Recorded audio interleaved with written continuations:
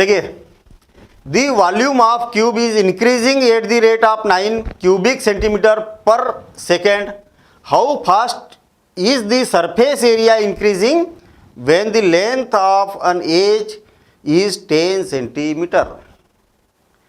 Question समझ में आया? पढ़ा, कुछ भी समझ में नहीं आया? देखना फिर से और एक बार, बड़ा इंटरेस्टिंग क्वेश्चन है ये। क्यूब की बात की है, चलिए मैं क्यूब बना देता हूँ, हालांकि ज़रूरत नहीं है इसकी बनाने की, लेकिन बना देता हूँ मैं, ठीक है? उसको भी समझ ही लेंगे हम।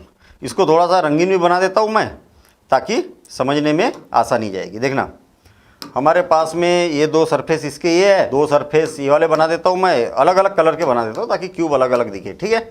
और इसको कोलैप्स कर देता हूँ, ये हो गया आपका क्यूब।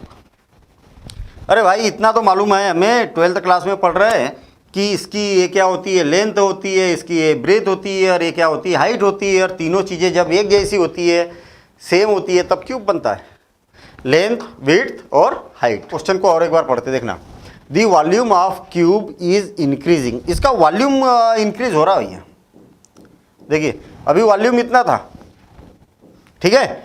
अब वॉल्यूम इंक्रीज हो रहा है, increase at a rate of 9 cubic centimetre पर सेकंड। आई बात समझ में? जैसे मान लिया जाए कि पहले सेकंड में फर्स्ट सेकंड में इसका जो वॉल्यूम था, पहले सेकंड में वॉल्यूम था तो 9 सेंटीमीटर क्यूबिक था। दूसरे सेकंड में कितना हो गया? दूसरे सेकंड में कितना हो जाएगा? 18 सेंटीमीटर क्यूब। थर्ड सेकंड में कितना हो गया? थर्ड सेकंड में कितना हो गया? 20 सेंटीमीटर क्यूब। मतलब हर एक सेकंड में इसका वॉल्यूम क्या हो रहा था? इंक्रीज होते जा रहा। 18 हो गया, 22 हो गया, ऐसा इस रेट से चेंज हो रहा है, ठीक है ना? तो कहने का मतलब यह है कि वॉल्यूम इस प्रकार से इसका चेंज होते जा रहा, चेंज होते जा रहा, चेंज होते जा रहा। जब वॉल्यूम चेंज हो रहा है तो इसकी एज भी बढ़ती जा रही है। क्यों? लेंथ, हाइट उसी प्रोपोर्शनली में बढ़ रही है। चलिए ठीक है, फिर से और एक बार क्वेश्चन को पढ़ रहा हूँ मैं। The volume of cube increasing at the rate of 9 cubic centimetre per second. How fast the surface area increasing when the length of edge is 10 centimetre. आया क्या समझ में क्वेश्चन? फिर से और एक बार, सिंपल सी बात है, इसको तो हटा देता हूँ मैं, इसका काम हो गया है ना? देखना, हम सबसे पहले तो सपोज कर लेते कि let the edge of cube is equal to कितना है? x centimetre. सेंटीमीटर की बात की है तो सेंटीमीटर में लेंगे हम यूनिट, है ना? 1 सेंटीमीटर। क्लियर है बात? वॉल्यूम ऑफ क्यूब क्या हो जाएगा? वॉल्यूम ऑफ क्यूब क्या होता है? क्यूब का वॉल्यूम क्या होता है? Length into breadth into height, यानी कि x क्यूब और सेंटीमीटर क्यूब, ठीक है? अच्छा, सरफेस एरिया कितना होगा? सरफेस एरिया कितना होगा? Surface area of cube, surface area of cube कितना होगा? अगर मान लिया जाए वॉल्यूम को v से डिनोट कर रहे हैं हम, ये हो गया सरफेस एरिया ऑफ क्यूब। क्या हो जाएगा? यस इज इक्वल टू, भाई एक सरफेस का कितना होगा? x square, length into breadth. ऐसे कितने सरफेस है? 6 सरफेस है, तो कितना हो जाएगा? 6x square, 6x square centimetre square. मेरे ख्याल से इतनी बातें क्लियर हो गई। क्लियर? ये सेंटीमीटर में रहेगा, लेंथ है इसलिए, ये वॉल्यूम है इसलिए क्यूब रहेगा, सरफेस एरिया रहेगा, तो इतना हो जाएगा। अब मुझे एक बात बताइए, दी वॉल्यूम ऑफ क्यूब, देखिए ध्यान देना इधर, the volume of cube increasing at the rate of 9 cubic centimetre per second. इसका वॉल्यूम चेंज हो रहा है, किसके रिस्पेक्ट? क्यों? पता नहीं किसके रिस्पेक्ट हो रहा चेंज। देखिए ना, 9 क्यूबिक सेंटीमीटर पर सेकेंड, मतलब हर एक सेकेंड में चेंज हो रहा, मतलब किसके रिस्पेक्ट चेंज हो रहा? टाइम के रिस्पेक्ट चेंज हो रहा। यानी कि इसके वॉल्यूम का टाइम के रिस्पेक्ट में डिफ्रेंशिएशन करेंगे तो आपके पास में आएगा change of rate of v with respect to t, ये मिल जाएगा ना? तो यही तो गिवन है। क्या गिवन है? 9 सेंटीमीटर क्यूब, इतना गिवन है आपको। Surface area, how fast surface area in increase. भैया सरफेस एरिया में क्या चेंज आएगा? किसके रिस्पेक्ट? तो टाइम के रिस्पेक्ट ही तो आएगा। जैसे जैसे उसका वॉल्यूम बढ़ते जाएगा सरफेस एरिया भी बढ़ते जाएगा। तो किसके रिस्पेक्ट? टी के रिस्पेक्ट। ये आपसे पूछा गया है, ये आपसे पूछा गया है। कब? When the length of edge is 10 centimetre, कहने का मतलब एक्स की वैल्यू क्या रहेगी? 10 सेंटीमीटर रहेगी तब। हो गया क्वेश्चन पूरा क्लियर। v का t के रिस्पेक्ट डिफरेंशिएशन गिवन है, s का t के रिस्पेक्ट डिफरेंशिएशन फाइंड करनी है। सरफेस एरिया में टाइम के रिस्पेक्ट में क्या चेंज आ रहा है, तो हम यहाँ पर बोल सकते हैं कि dv by dt is equal to कितना है? 9 सेंटीमीटर क्यूब। ये क्या है? गिवन है। और and ds by dt at x is equal to 10।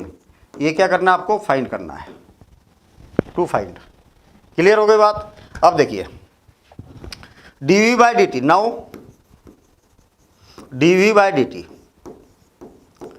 Is equal to, मुझे एक बात बताइए कि एक से v इज इक्वल टू कितना है? एक्स क्यूब, और s इज इक्वल टू कितना है? एक्स स्क्वायर, 6x², ऐसा है ना। v किसका फंक्शन है बताना जरा, v किसका फंक्शन है? एक्स का। देखिए चेन रूल, v किसका फंक्शन है? एक्स का है। और आपको किसके रिस्पेक्ट डिफरेंशिएट करना है? t के रिस्पेक्ट। या तो आप ऐसा भी बोल सकते कि एक्स किसका फंक्शन है? t का फंक्शन है। क्यों? अरे भाई एक्स क्या है? इसकी एज है ना, ये एज टाइम के रिस्पेक्ट इसके एज में चेंज हो रहा है कि नहीं, तो एक्स किसका फंक्शन हुआ? t का फंक्शन हुआ। आपको डिफरेंशिएशन करना है dv बाय dt, एक्स बीच में आ गया तो चेन रूल लगेगा, बिल्कुल लगेगा। तो यहाँ पर लिखेंगे dv बाय dt और dx। क्यों dx? क्यों? क्योंकि एक्स का रोल बीच में है, v एक्स का फंक्शन है और एक्स t का फंक्शन है। देखना फिर से और एक बार भाई, dv बाय dt इसका तरीका क्या होता है? dv बाय dt है तो dv बाय dt, अगर मान लिया जाए बीच में एक वेरिएबल है तो ऐसी जगह छोड़ दो, और जो वेरिएबल है उसको इधर भी लिख दो इधर भी लिख दो, बस सिंपल सी बात है। अब देखिए is equal to dv by dx, d by dx, और v की वैल्यू क्या है बताना जरा? v की वैल्यू है x cube into dx by dt। अच्छा dv बाय dt की वैल्यू कितनी है? 9 सेंटीमीटर क्यूब, ठीक है ना। अच्छा इसका डिफरेंशिएशन करेंगे तो क्या हो जाएगा? 9 इज इक्वल टू, देखिए ध्यान देना इधर, 3 सामने जाएगा, पावर सामने जाएगी और x की पावर 1 कम हो जाएगी। क्यों? क्योंकि आपको मालूम है कि भाई x के रिस्पेक्ट डिफरेंशिएशन करना है, x raise to the power n है तो n सामने जाएगा, x की पावर n 1 कम हो जाएगी। ये फार्मूला होता है direct. Into dx by dt।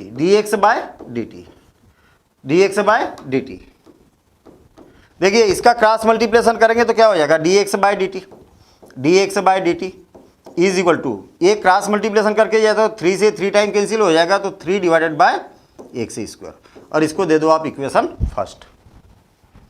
मतलब इसके एज में t के रिस्पेक्ट जो चेंज हो रहा वो इस रेट में हो रहा। क्लियर? लेकिन ये थोड़ी पूछा है आपसे क्या पूछा है? ds बाय dt पूछा है, ds बाय dt की वैल्यू पूछी है। अगेन ds बाय dt, ध्यान देना इधर, इसकी वैल्यू पूछी है। सरफेस एरिया में टाइम के रिस्पेक्ट क्या चेंज आ रहा है? देखिए यस किसका फंक्शन है? देख लो, यस किसका फंक्शन है? एक्स का। बहुत बढ़िया। एक्स किसका फंक्शन है?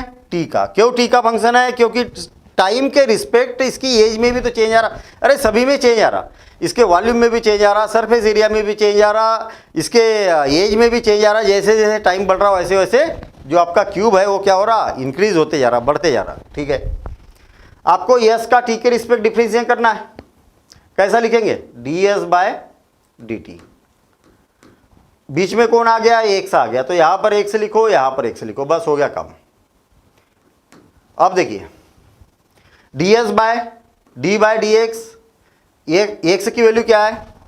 6x² into dx by dt क्या है? dx बाय dt की value 3 divided by x²।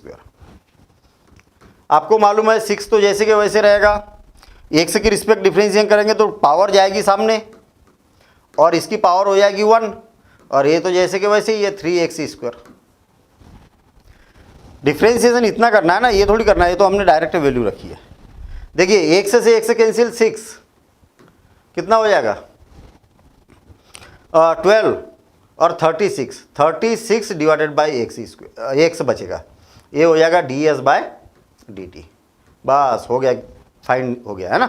ds/dt की वैल्यू निकालना था, हम निकाल चुके हैं। लेकिन कब? जब x की वैल्यू 10, जब 10 इसकी एज हो जाएगी तब क्या? तो 8x = 10, तो ये हो जाएगा ds/dt और x = 10 इज इक्वल टू क्या हो जाएगा 36 डिवाइडेड बाय 10, और ये हो जाएगा ds/dt और x = 8, x = 10 is equal to कितना हो जाएगा 3.6। कितना हो जाएगा 3.6। सरफेस एरिया है ना, सरफेस एरिया में चेंज हो रहा, तो सरफेस एरिया में क्या हो जाएगा सेंटीमीटर स्क्वायर। आपने ये बता दिया कि जब इसकी एज क्या होगी 10 सेंटीमीटर होगी, तब इसके सरफेस एरिया में टाइम के रिस्पेक्ट क्या चेंज होगा, टाइम के रिस्पेक्ट क्या चेंज होगा 3.6 सेंटीमीटर स्क्वायर। इस रफ्तार से इसका एरिया क्या होगा, इंक्रीज होगा, सरफेस एरिया इंक्रीज होगा। फिर से और एक बार बिल्कुल शार्ट में, इतनी माता बच्ची करना ही नहीं है। अरे भाई सबसे पहले तो आपको ये देखना है, क्वेश्चन को पढ़ना है। The volume of Q is increase at the rate of 9 cubic centimetre per second. ये पढ़ लिया मैंने। क्या बोला है कि जो वॉल्यूम है ना, क्या बोला है, जो वॉल्यूम है ना, वॉल्यूम में चेंज आ रहा